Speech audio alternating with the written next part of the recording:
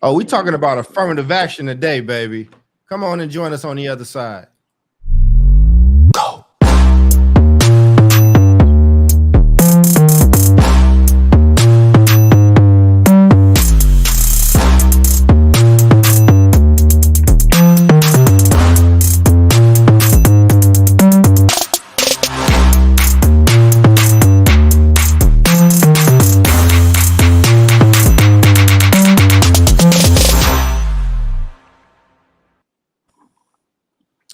Oh, what's up, everybody? That's David. That's Omar. I am Charles, and today we got a good show for you. We're gonna throw it to Omar today, man, because Omar built a hell of a show for us, and there might be a little bit of controversy there. So, with no further ado, go ahead and take it over, Mister Yannard. Hey, what's up, everybody? Welcome to the Self-Start Classroom. Hitting you guys up, as always, 3 p.m. Pacific, 6 p.m. Eastern Time. Before we even start getting into our show, ladies and gentlemen, as Dr. Cole said, we're going to get into affirmative action. But first, as always, man, we got to check in on the team, man. We got the consultancy group with us. We got the Beard of Knowledge. We got the doctor, the real doctor. Doc, how you doing today, man? What's going on with you? What happened this week? I'm good, man. I've been running around the city today, doing some promo stuff for the free ebooks that we're giving out and just the overall work. So got to visit and be in my old stomping grounds in Maywood, and and really just talk about why I do this and what I'm trying to hope to see out of it. So there's that, and that got done with that right before we started the show. So looking forward to this conversation. Doc, really quickly before we jump into David, what ebooks and where can our folks find these ebooks? Oh man, so there's one right now called Stop Hustling Backwards Volume 1, and you can find that at Charles Cole the Third. That's Charles Cole III.com.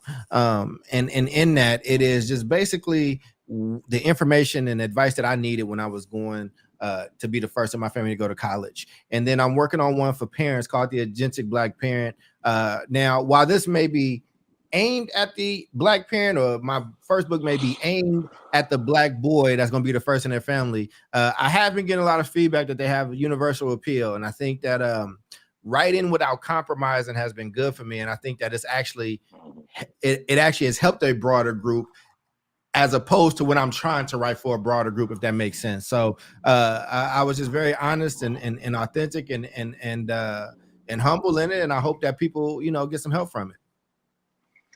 Hey, man, that's badass, man. Would help the community. So look out for those. Doc, if you've got the links for those books, why don't we go ahead and shoot those out over the comments so that our folks can grab those. Beard of Knowledge, how is the horribly sad state of affairs in negative 17 degrees San Diego, man? Is that what's happening in San Diego right now? The weather is actually it's turned, like it feels like it's like fall is here, but that means it's like today is about like 77, 78. It is, the weather down here is no joke. People make a big deal out of it, but it's a real thing, man. The climate here is really nice. Something that we don't have to, we just don't have to deal with. He just straight up cold cocking everybody else. He's like, yeah, listen, man, no joke. It's good as hell in San Diego. It is, man. The rest of you, Marks, sorry, suffering across the country. You asked, man. You asked. I did. What's going on in your personal world, David? Let's see. I think the three of us talk about the we're on this podcast every week, and then we all have our our individual work related activities. Right now I'm in the middle of preparing several proposals to go out to potential clients right now for my own independent consulting work that I've been doing for about a year and a half. And so I'm excited to see what happens. Some of the stuff might come back and it might be small scale. Some of it might be large scale. Like we may need to team up on some of the stuff. But really quick, the couple of areas that I've been focusing on, not limited to, with my consulting group is focusing around school leader, executive director, leadership team, board chair coaching. So serving as a coach, achievement and equity centered and focused coaching at those levels of different organizations. Also working with boards around compliance and ongoing training, leader support and compliance monitoring, kind of like the nuts and bolts of running a nonprofit or a charter school or a network. Also providing support around strategy and real-time problem solving for all things human resources as another area where I'm able to focus. All aspects of the charter renewal process, which is a big deal, especially in California coming up here for many of our schools.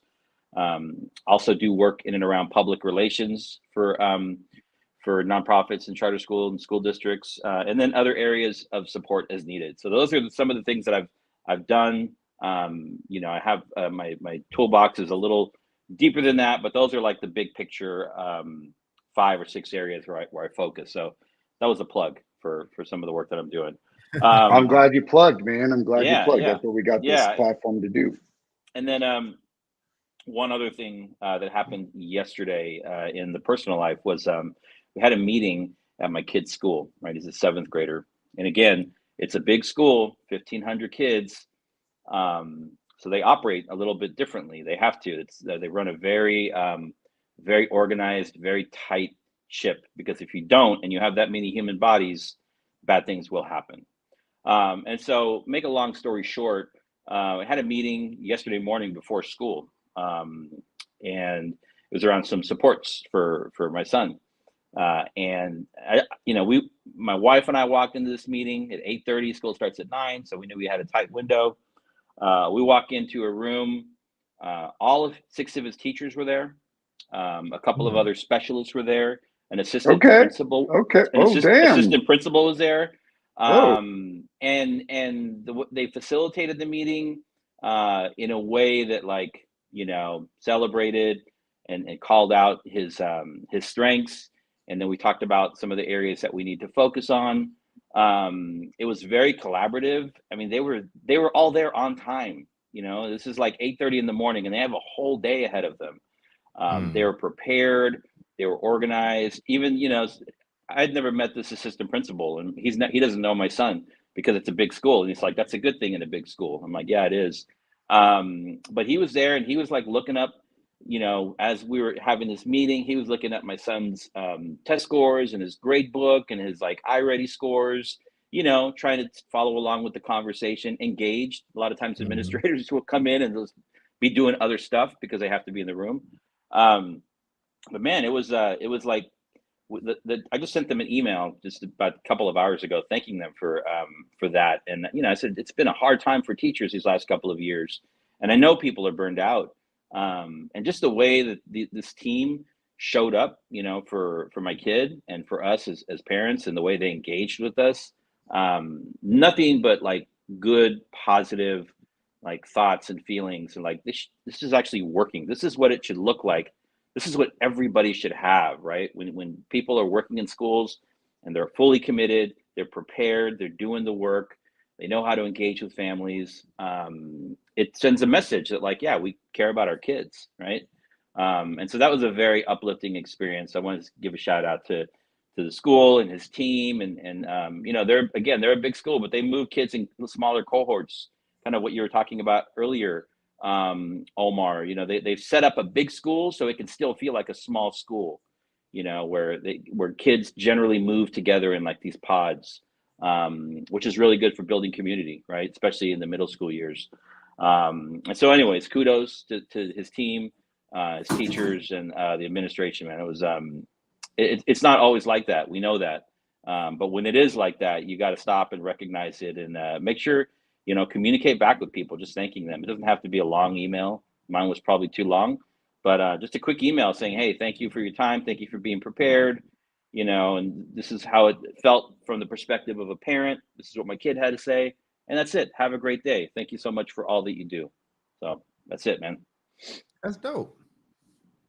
Yo, that's really good, man. I want to say a couple of things about that. One, thank you for plugging all your consultancy work. Don't forget, everybody, the South Star Classroom is also a consultancy work. So on one end, if you want to hire us, please hire us. All the things that David talked about are things that, you know, we can also help out with. David, if there are things that you are consulting with and you're like, yo, I could use a Southstar Classroom support for that. Like, let's go. I'm into it. Sure. But third, I want to really mention the fact that when we consult, and yes, like I'm a charter guy, I've worked in charters before, David's a charter guy. We have a very common belief that the practices that we have, ladies and gentlemen, can work for any school district. It just so happens that we've experimented with these things in the charter world. But I think the school that you just talked about, which is a public school, who's doing a lot of the things and strategies that we talk about, is an emblematic example of, hey, with sound strategies, sound structures, and sound efficiency, any school can be absolutely successful, and Southstar Classroom can get you there. And I think you just explained a really great example of where that's happening. So big shout out to you. On my end, hey, yo, listen, like there's a common theme here. I just did instructional rounds at our flagship school and at our East Side school and the middle school and the high school out there. Can you explain what they are? What are instructional rounds for the average listener? Woo! How do I uncomplicate this? Yeah. Don't go too deep. A group of administrators, we walk into classrooms, and we're not there to judge. What we're there to do is basically, you know, we've got a rubric, and the rubric is comprised of, these are the best practices teachers can do in order to have the most profound effects on student achievement. Things like, hey, are you moving away from lecture and more into student-centered practices? And a good example of that is like, stop talking at kids, give them questions, have them talk amongst each other as groups, have them answer each other as groups, and then catch them, ask a couple of Socratic questions, and have them go back in groups and write and think and talk, versus the teacher lecturing. That's just one tiny example of a string of things that are just on student-centered instruction. And you've got a rubric of a bunch of different practices, like, hey, do you have an exit ticket? Meaning like a little quiz at the end of class just to check to see if students learned what you wanted them to learn. So what instructional rounds mean is, like, we've got a rubric. We're focused in on certain parts of the rubric. And what we're doing is looking at and saying, hey, these are 3 things we're going to focus on. And what's the highest leverage piece of advice that we can give this teacher to get them into the next space of excellence? So it's not about judging. It's not about handing them a sheet of paper and being like, here's all the good things and the bad things. It's like, here are all the really good things. Keep them up. We got your back. These 3 things we think are going to be the next stage of your evolution as a professional. And we're not just going to tell you about it. What we're going to do is we're going to identify it today. Then your coach is going to coach you up on this for the next 3 weeks. And we're going to train you on it the next 4 weeks. We're going to keep coming back. We're going to make sure that you're getting the support that you need. And then, we'll come back and we'll do the next instructional round. So they're really a mechanism in which we come in and coach you, the teacher, on supporting teachers. Mine is meta. So I'm superintendent, right? This is insanely meta for me. So I'm in the classroom and I'm immediately assessing the things for the teacher, which we did. And I was able to summarize them and be like, here are all the administrators and their ideas. And I basically consolidate that. And I'm like, okay, I see where you're going, but here are the root causes. This is 1, 2, and 3. David and I have been in the game so long that we can do that pretty quickly. I'm sure Charles can too. But for me, David, it's meta in that I'm not just doing this for teachers. I've got to think, what are the things I'm doing to coach our coaches on how to coach better? Very meta. So how am I coaching our deans of instruction, basically our assistant principals, our executive director, who's our principal, and then even our chief academic officer, on how do you coach these folks to success? So it was cool. It was a lot of consulting work. And I found out, man, I'm really good at executive management. I am really good at efficiency. I am really good at like organization. And I realized it's not just about the academics. Schools are kind of little mini businesses. And if you're not managing that school well, if people are working inefficiently, if they're not organized, like you just said, David, the whole system collapses. So I was doing a lot of consultancy on just basics of how to calendar your day, how to calendar out your task lists. How are you managing people efficiently? How are you holding people accountable? So straight up managerial stuff. So that's our plug as a South Star Classroom. Yo, listen, we're not only educators. If you run a for-profit business, a nonprofit business, and you need some executive coaching on efficient meetings, executive management, how to run an organization successfully, the 12 tenets of excellent management, hire us. Hire the South Star Classroom. Let's do it, man. We got your back. A quick note on instructional rounds.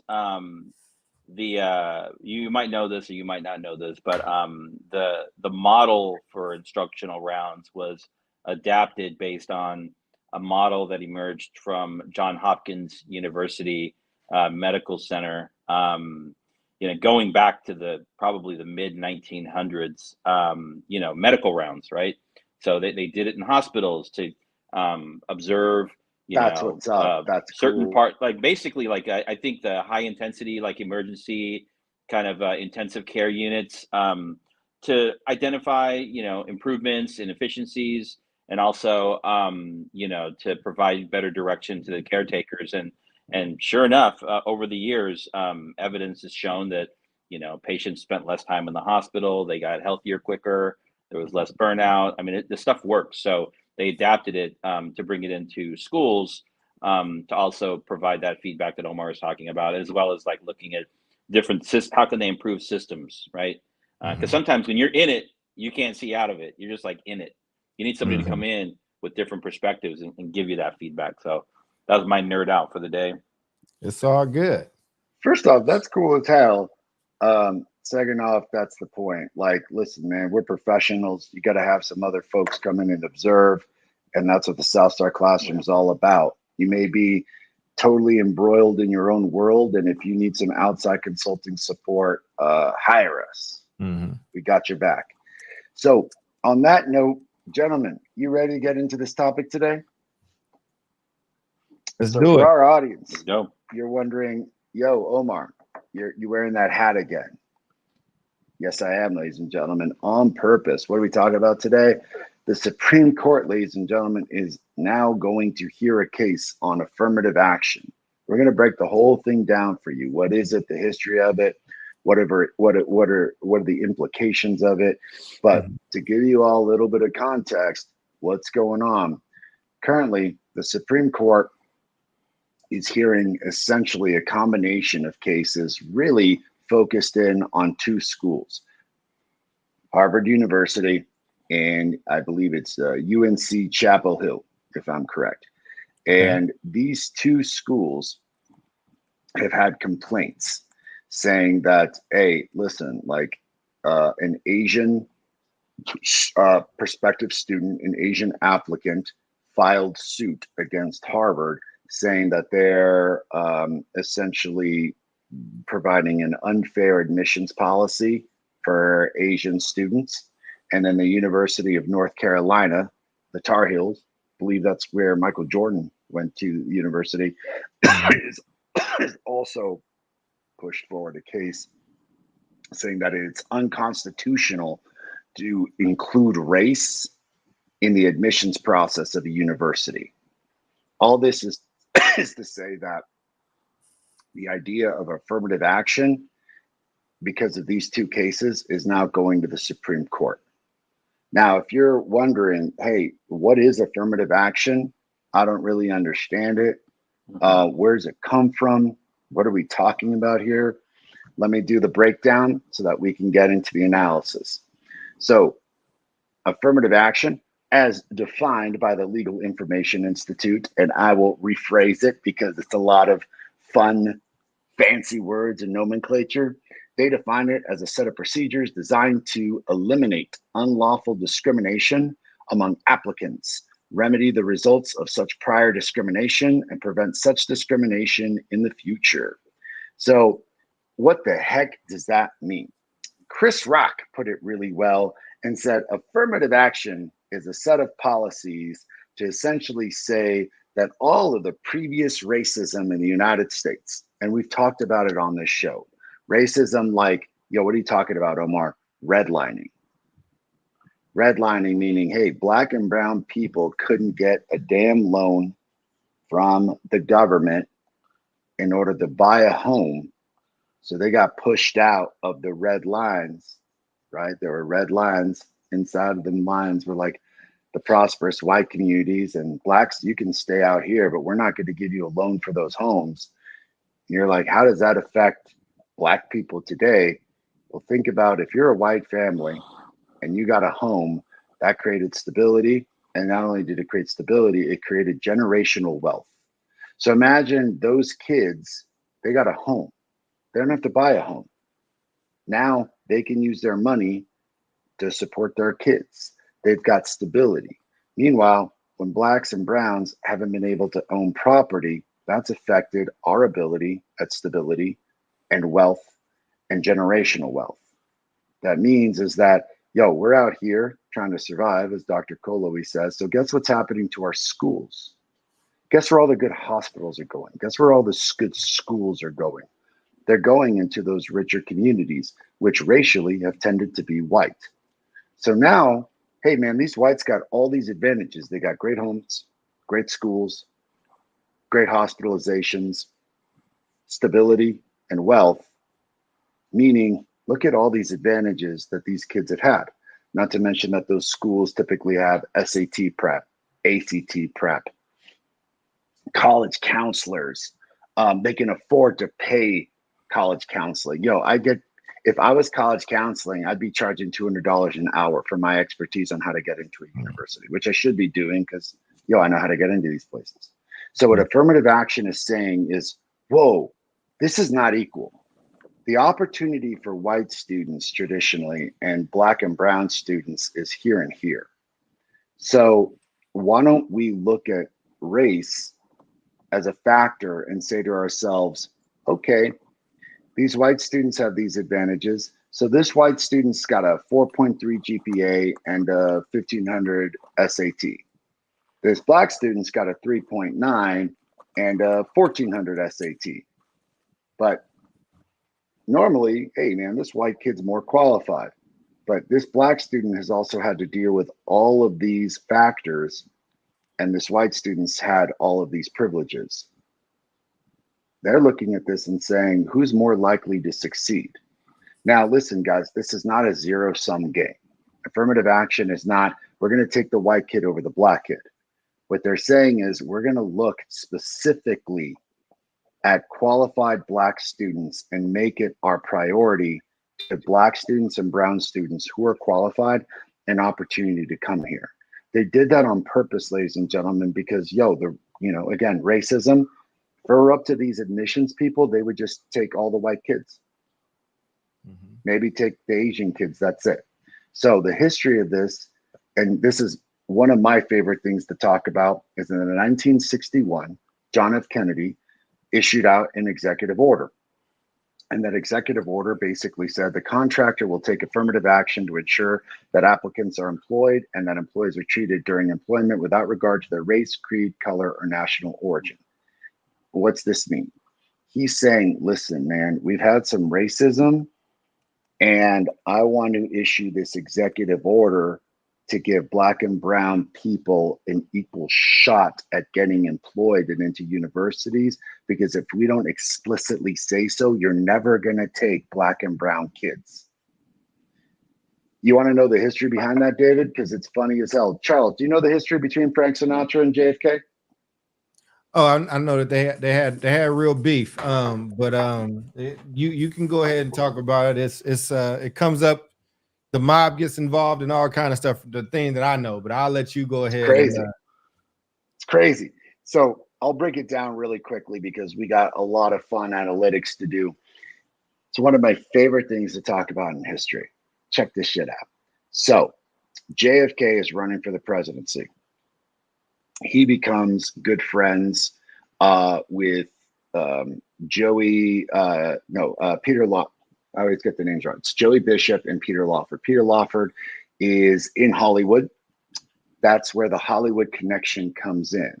So Lawford knows Marilyn Monroe, knows all the actors. He's in Hollywood. Hey, man, Frank's getting into Hollywood himself, like From Here to Eternity, won him an Oscar. So now Frank gets involved with the whole Hollywood contingency, right? John F. Kennedy's running for the presidency. His dad, a very interesting man, basically is looking at his son, who's a Catholic, and being like, is this guy going to ever be elected as a Catholic? Well, it just so happens that, and follow me here, Frank Sinatra knows the mob really, really well. If anyone's watched The Godfather, there's a whole scene in The Godfather where the mob got him that role in From Here to Eternity. The mob loves Frank Sinatra, loves him, and they helped him get that role. And his connection with the mob was tight. And you're wondering, what the hell does this have to do with politics? Well, who controlled the labor unions at the time of JFK's election? And yes, I am a historian. That's correct. Where is he? Yo, who controlled the labor unions in the 1960s? The mafia. Mm-hmm. Who had direct ties to the mafia? Frank Sinatra. If the labor unions, who are controlled by the mafia, just so happen to change their vote to a young Catholic boy from Massachusetts named John Fitzgerald Kennedy, JFK would win that election. So Mr. Kennedy goes to Frank Sinatra and says, you need to do me a favor. And he's like, F you, you're a corrupt human being. I'm not doing you jack crap. And he's like, no, this is for John. See, Frank and John became really good friends. Why? Because JFK fancied himself some Marilyn Monroe. Marilyn Monroe is in Hollywood. Frank Sinatra's in Hollywood. Frank loved the idea of hanging out with JFK. Frank loved the idea of hanging out with Marilyn Monroe. Remember that the Kennedys were inextricably tied to both Hollywood and politics at the time. So, because why? Peter Lawford, remember him, who was in Hollywood, marries a Kennedy. Peter Lawford's wife, who's in Hollywood, marries a Kennedy. The Kennedys are like, ooh, Hollywood, exciting. Guess who's there? Marilyn Monroe and Frank Sinatra.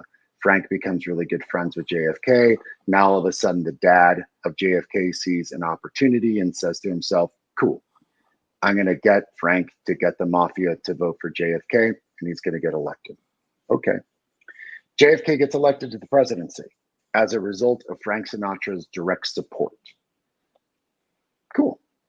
Frank Sinatra, who is best friends with Sammy Davis Jr., and Sammy cannot go and play shows in certain areas of the country with Frank and the rest of the Rat Pack, and Frank is pissed, basically tells JFK, you're going to fix this racist shit. You're going to fix it right now. Like, this is BS. Look, Eisenhower already desegregated the military. I need you to start civil rights legislation now, because Sammy is dealing with these ramifications, and I need you to fix shit for Sammy. So here's the irony, ladies and gentlemen.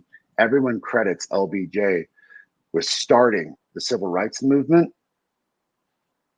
JFK, ladies and gentlemen, started the civil rights movement, and one of the pieces of proof of that is this executive order saying that we are going to implement affirmative action, which says stop denying Black and brown people who are qualified jobs and admissions to college.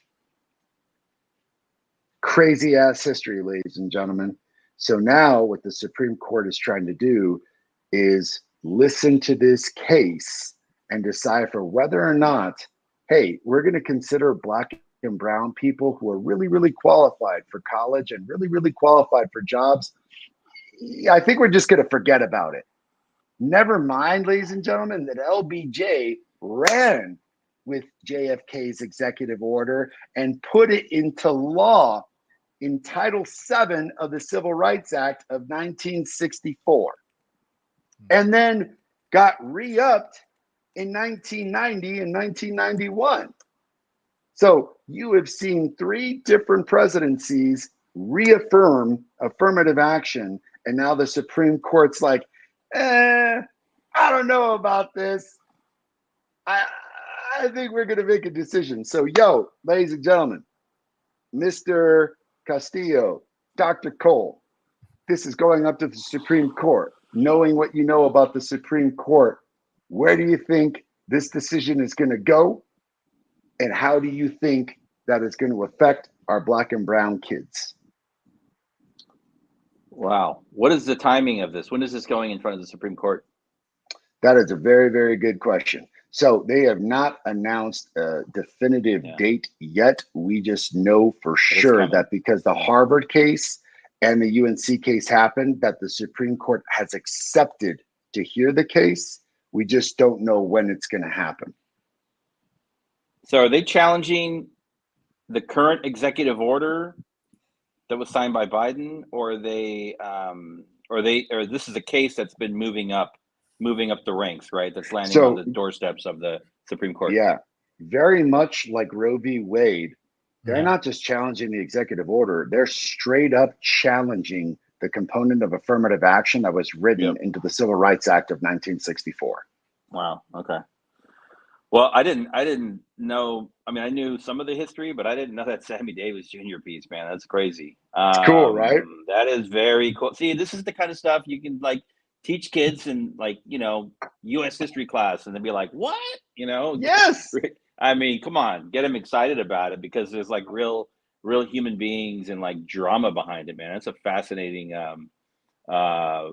history piece. Yeah, I'll let Dr. Cole go first, just in terms of the potential impact. I mean, I mean, we might have different things to say. Let's see.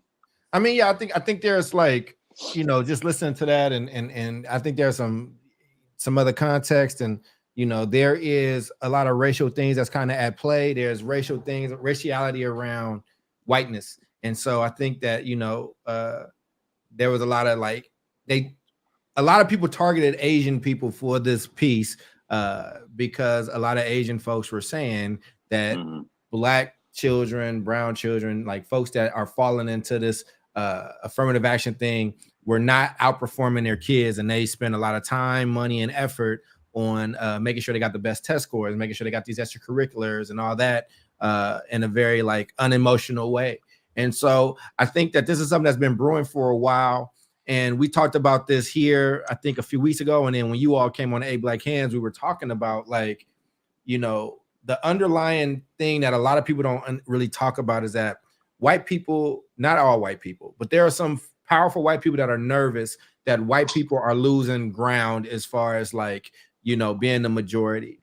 And in this country, we have a history of, you don't like the Irish, you call them all kind of names. Oh, wait a second, we're losing ground. Okay, Irish people, you are now white. You don't like Italians, you call them all kind of names. Oh, okay, now give us the Bank of Italy, turn on the Bank of America. For those that don't know, Bank of America used to be Bank of Italy. And also on our side, we'll make Christopher Columbus a hero, an Italian hero. You are now white. And I think that, aside from this abortion stuff, which I think is also around maintaining that population control, because they're worried about brown people. They're very, very worried about brown people, Mexicans more specifically, or just Latino in general. But if you're on that West Coast, Southwest area, they're worried about what those numbers are going to look like. Hey, Asian folks, you know what? You are now here. You have embraced the American dream. And the American dream says it is all by who is the best and who can do this. And this affirmative action thing is hurting you because you are a red-blooded American now. You're not Asian. You're one of us. And what we got to do and what we need your help with, take this thing out and you will be a part of this credo. And so I think that that's a lot of what is at stake. I think that a lot of people don't know that the main benefactors of affirmative action just historically has been white women. It is fact. It is proven.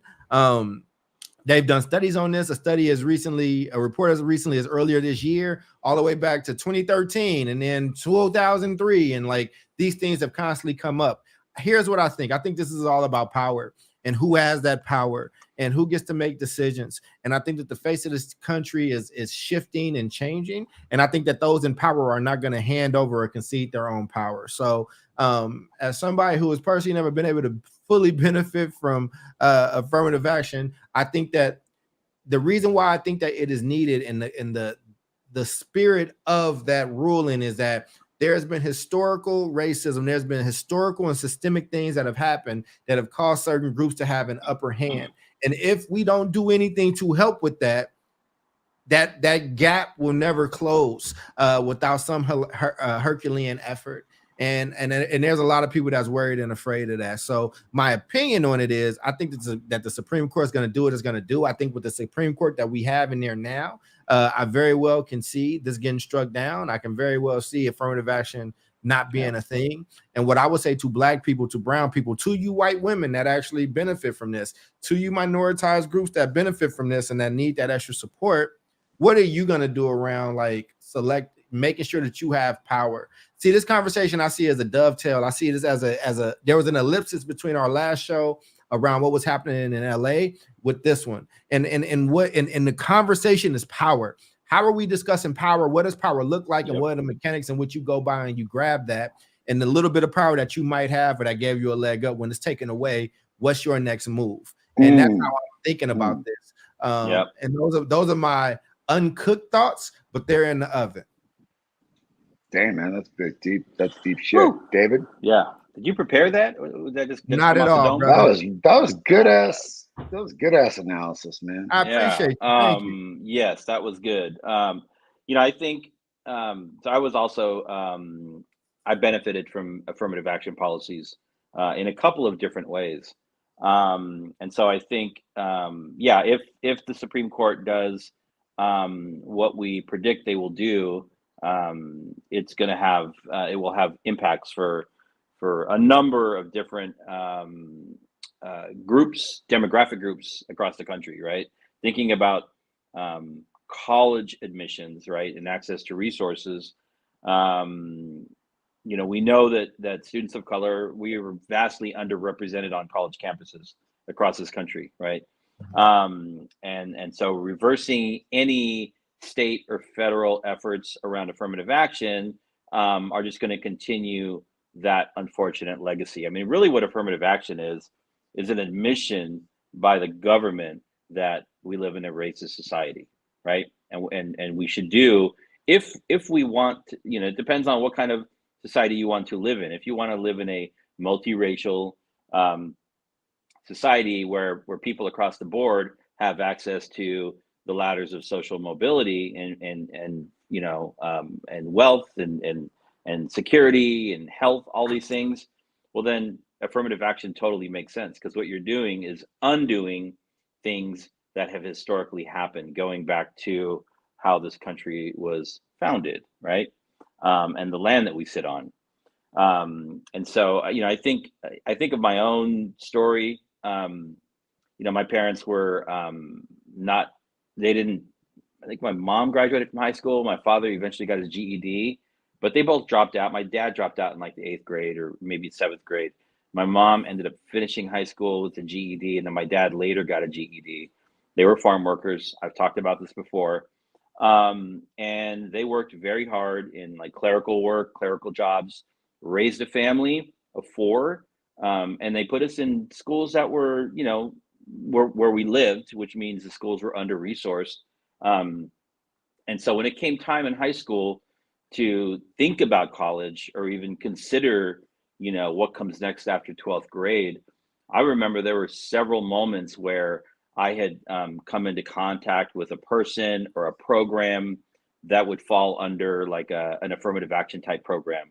And even then I wasn't ready to like listen and even think about college, because it wasn't something that was in like the repertoire, the vernacular of my family. It wasn't, the expectation was you would graduate from high school. My parents didn't go to college. They didn't understand how it worked. And so for me, I needed several kind of like lifelines to eventually hook me in, because I didn't have that that background of parents that, while loving and hardworking, and I love them to death, like they didn't have that experience like I have, right? For my kid. And that's what affirmative action does. It's trying to undo the harm, damage that is caused in an unjust society where people of color bear the brunt, right? And so, I mean, this is something that I think we care about immensely. And what I want to jump into, gentlemen, to put on my public policy hat and ask you all about is ultimately in our analysis, we're looking at the statistical information for the United States and saying, hey, man, do you agree with this or not? Now, here's the deal. For our audience, when we talk about statistical analysis, we talk about something called question bias or polling bias, meaning the way you ask a question can affect dramatically how you answer that question.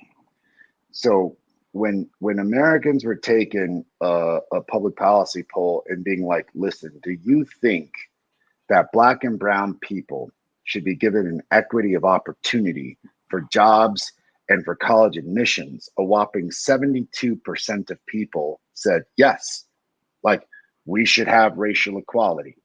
Now, depending on how you ask that question, if you start changing a couple words around, that drops down to 63% or drops down to 61%, right?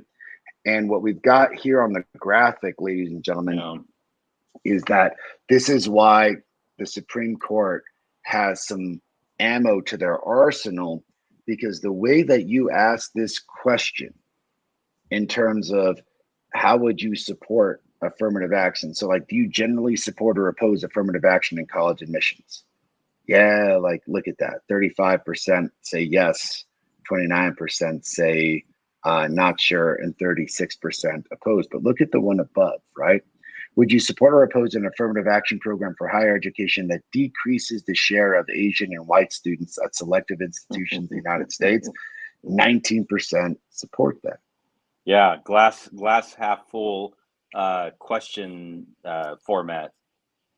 And then look at the bottom one, right? Would you support or oppose affirmative action programs for higher education that increases the share of Black and Hispanic students? And that jumps up to 37%. Hey, listen, what we're saying here is Stanford University, Harvard University. Stanford takes, I think we admit about 1,500 students per year at an applicant rate of 60,000 applications per year. Wow. Yeah, their admissions rate is less than 4%. Can you imagine that, David? That's crazy. That's insane. This man said Harvard and we. So we're dealing with Omar Yanar is like, he is Harvard. He is Stanford. Yeah. I am. Yeah. These are my schools. These are my places, right? I've been to both.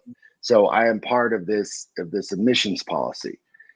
1,500 of us got into Stanford, right? Wow. And 60,000 people applied. Now, if you're thinking to yourself, holy smokes, man. Yeah, you're right. 60,000, there's a lot of qualified applicants. What you can say, ladies and gentlemen, the way I'm talking about the statistical analysis is you're going to find 1,500 highly qualified Asian and white students that all got 1,600s on their SATs, all got 4.5 GPAs. They were president of student council. What affirmative action, in our opinion, is saying is out of those 60,000 applicants, you need to find highly qualified Black and brown people in order to be in this school. Because if we don't say so, you're not going to admit any, because, hey, racism, right? Now, if you look at the questioning of these words, or excuse me, these questions and these words, you're saying to yourself, yeah, we should have Black and brown people. Thus, you're at the bottom of this. But if you admit Black and brown people, you're going to have less Asian people, just naturally, because now that one slot of the 1,500 is going to a Black and brown kid instead of an Asian kid. This is how politics and public opinion uses these kinds of polls, ladies and gentlemen, to convince you the public of a policy? See, I bet you $1,000 Fox News would focus on that first question and that first statistic. It'd be like, only 19% of Americans agree with affirmative action. This has got to be done. Meanwhile, someone like MSNBC would be like, yo, 72% of Americans love themselves affirmative action. So I want to ask you gentlemen 2 questions. One, what's your opinion about the statistical analysis? But B, what's going to happen if the Supreme Court gets away with getting rid of affirmative action? 2 big questions for you. Statistical analysis and the ramifications of a Supreme Court decision. I'll take the first one. And I'll let Charles take the second one if that's okay. Because I mean, I've got like this, you know, I've administered, created a number of surveys, and it's like you if you know that you're looking for a particular answer, there's a particular way to ask a question, right? And so, I mean, I think that's what I have to say on the 3 different scenarios. You know, you ask somebody, it's all about perspective and the viewpoint. Are you asking somebody to approach, you know, this question or this topic or this thing from a deficit standpoint around what are people going to lose versus what are people going to gain? The media does it every day. And so, and it happens in surveys, and we get survey bias, and then people run with what they see, and it becomes the percents that you see on the screens during the news, right? And it's yeah, I mean, it's essentially all smoke and mirrors. I mean, I think there's the right thing to do here, but I'll let Charles go next, because the second one is an important question. Yeah, I mean, I don't know if I have a big answer. I think that my answer is kind of in the same vein as what I said earlier. I think that, listen, man, we are in a nexus point in our country. There are different decisions that are being made. We're in a different time. We're in a social media era. We are in a time where everything on a scale of importance is at a 10 on a scale of 1 to 10. And if everything's a 10 and nothing's a 10, I think that I think we are seeing a power structure that feels threatened, that feels weakened. And I think that that's why you are getting things around abortion laws being rebuked. I think that those abortion laws are not just because people love babies and want to see more and are super pro-life. I think they're using that. But I also think that it is too many white people are getting abortions and we are losing population. So we need to fortify here. And I think that it's like saying, hey, we need a new group to join us, because there's a lot of brown people that's having babies. And if we can ingratiate ourselves with Asians in this way and let them know that they are being victimized in this country by what is happening, I think that it will continue to happen in different forms or fashion. I think that policy is important, and I think that federal and national precedence is kind of being set, and we're kind of in this war. And what I would say that needs to happen, I can't speak for those people, but what I can speak for, if I'm speaking to my people, the Black and brown people that watch this and the people that actually care about the future of things, you have to teach your kids and your community and yourself and push yourselves to be critical thinkers. You have to go beyond what somebody is telling you and understand when marketing is happening. And you got to look, ask 2 additional questions. You know what I'm saying? Just try that. And I think that they prey on our emotions. And I just will say this: when you have been subjected to certain things that certain races in this country has, or certain people in poverty has, or whatnot, and it is a lot easier to prey on the emotions of those people than it is to kind of deal in straight up fact. And what I would say, and what I would caution us of and push us on, is that this isn't going to be the last thing like this that happens. And yet, and still, this issue isn't brand new. It has been creeping up and brewing for years. There have been talks about this for years. And that group has been getting their affairs and forces in order around this, to where for some people are just hearing it for the first time. This stuff was happening before I settled into my house here in Dalton, like in Illinois. You know what I'm saying? This was happening when I was still living in California. So I would just say this: I don't know what's going to happen, David and Omar, but what I do know is we got to be better prepared as a people. What do we want? What do we want to see? And what will be our response if it does go away? If it goes away, what's our response? And also, Yep. I appreciate the Harvards and the Stanfords and things like that. You know what I'm saying? But I do believe that we sometimes think that white ice is colder. I think that if we're gonna have a real conversation about education in this country, especially higher education, everybody's getting dumber. There was a prominent professor at a prominent university that was let go because kids couldn't do the math work. And he said, I'm not changing the work because math is math. Like, you just need to do it. And they fired him. So, I mean, I think there's a larger conversation that is brewing. And I don't think that, no disrespect to my brother Omar, who has a Stanford and the Harvard, you know what I'm saying, pedigree, you know what I mean? I think that there's a lot of HBCUs, there's a lot of like Latino led, like, organizations and schools that are looking to get more of us. And I think that we have to stop valuing what other people that don't value us value. And we need to start being the trendsetters of what is of actual value to our communities and to our people. So in my mind, you can have Stanford and you can have Harvard.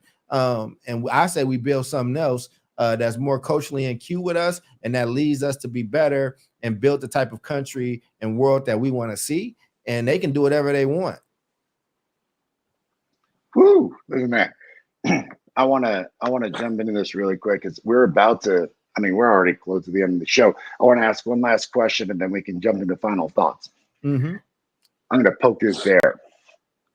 David, brown community in the United States. Hey, bro, you don't need your help. We don't need this affirmative action, bro. Get rid of it. We don't need that help, eh? Like, if you're not qualified, you're not qualified. If you're qualified, then we get in. A massive misunderstanding of what affirmative action is. I can use that accent because that's basically me, my cousins, and everybody else. Like, we code switch. Yeah, I've got a fancy voice. But yo, in the Paso, sometimes when we chop it up, you start hearing, hey, what the fuck, bro? And that's El Paso. Yeah. I am not even going to touch that with the 10-foot pole with the black community, despite my love of the black community. But Charles, you know this to be true. I guarantee you're hearing very similar things in the black community. So my question for you both, this is something that has incredible benefits to the black and brown community, yet our ignorance about this policy is leading to its own public policy demise. So what is your I would guess reaction to the fact that a policy that is helping us is actually being destroyed by us? I mean, I think, I would say, let me use your vernacular. Orale Holmes, internalized racism is a hell of a drug, right? I mean, this is what's happening, right? It's like you can look across the demographics and areas and polling, look at what's happening in South Texas, right? It's like South Texas is like 95% Latino, and they're about to elect some like hardcore MAGA, Latino politicians, right? So I think it's a combination of internalized racism, because we love to hate on ourselves, right? And then that also with the when you look at the demographics, just the lack of access to education, where people have, per capita, like fewer percentage, the percentages of people with college degrees is like really low.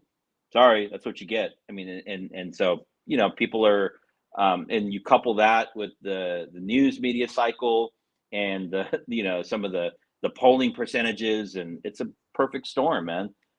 So yeah, I think we're in for a reckoning on many fronts. You look at what's happening, now. I think this country is definitely. I don't think it's going to get. It's going to get worse before it gets better.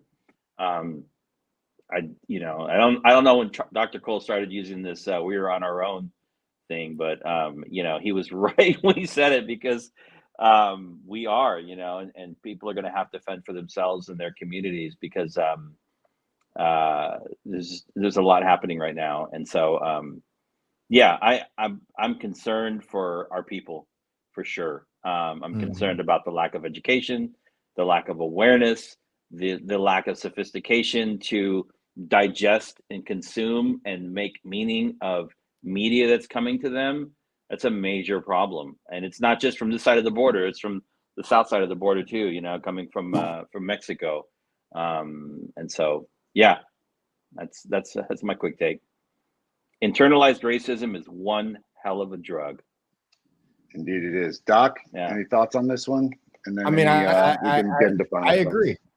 I agree. Listen, man, if you know, make your voice heard, do the things you need to do. I think the Supreme Court is going to do what it needs to do. But I also and in addition to that, like, you know, push up against these systems, and at the same time, also like, what happens? Have a plan for like what happens if it doesn't happen, and what happens if it does. I think that, listen, man, I'm just over the what should happen at the expense of like what is gonna happen, and am I prepared for it?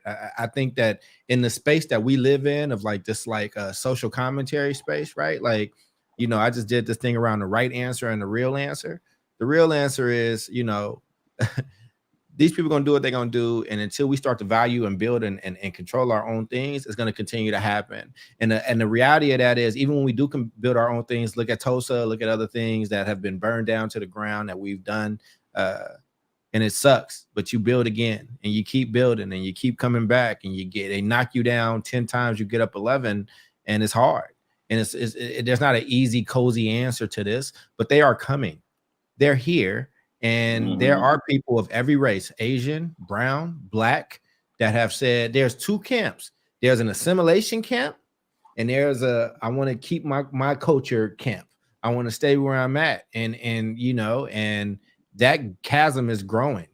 And so we're gonna see how that plays out. It's not just Asian people, you know what I'm saying? And it's not just brown people, and it's not just black people. So, you know, if you got a kid and they want to go to one of these places, man, I think you need to be prepared and have a game plan either way. Yeah, I mean, that's interesting. We're talking. So, what we're really talking about, one of the points that we're talking about is access to, let's say, college, right?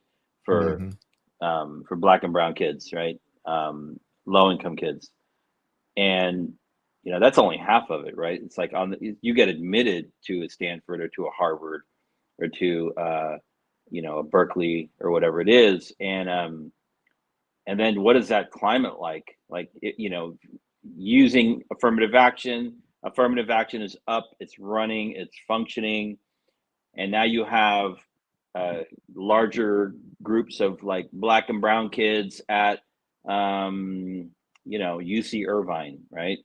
Like, what is the experience for them once they get there, right? That's 80% of it, right? You know, how are the schools set up to support you know, particular groups of students, especially if they're in like smaller numbers? But that's for another show. That's the next one. Yeah. I mean, this is an interesting topic, Omar. I mean, take us home, brother. You put this plane up in the air, man. So where are you landing? And why don't you give us the final thought? You know, and show that H what you're made of. Oh man, congratulations! You know, here's where it's at. So we had a lively discussion. Thank you, gentlemen, on the effects of what is affirmative action. How does that affect Black and brown kids? What are the ramifications of the Supreme Court? And I want to share this because this isn't just about the Harvards and Stanfords. And I know that we talked about that, but the idea of disintegrating a law of, hey, we should pay attention to having racial diversity in the workplace and in the college place is something that I think we should widely celebrate. And Doc, you're right. Listen, I took your advice. We got to look out for ourselves. We got to worry about our own. William Conrad's like, yo, we got to fix K through 12 first. Yo, I'm doing all of those things.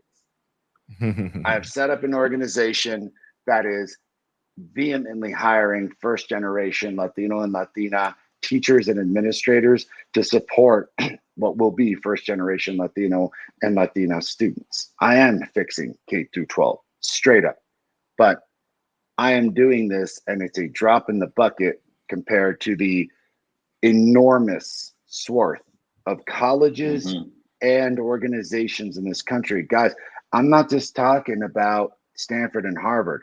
How about the Bank of Italy, who I bank with, having affirmative action to make sure that their board of directors has some representation of Black and brown people?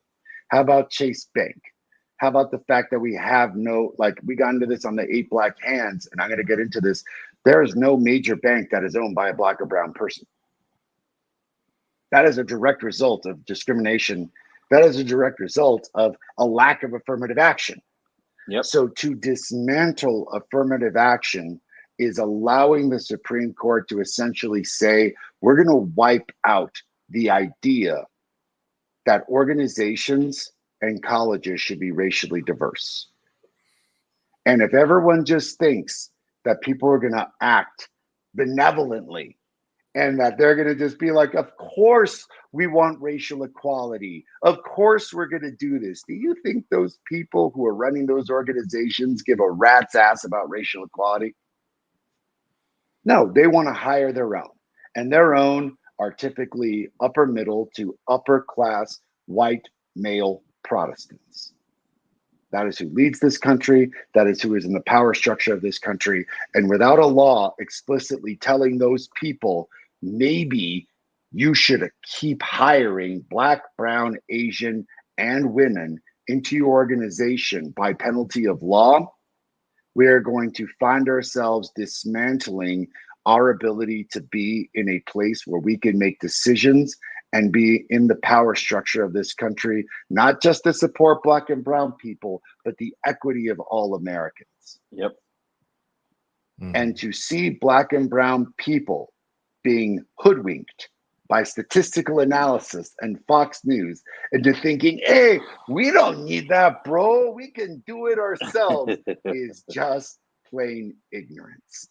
And on that record, and on that note, ladies and gentlemen, on behalf of David Castillo, before you go, because I know people are going to say there are Black-owned banks, but what he is talking about is nationally, like correct, mainstream Black-owned banks. But I will put in a link that talks about Black-owned banks.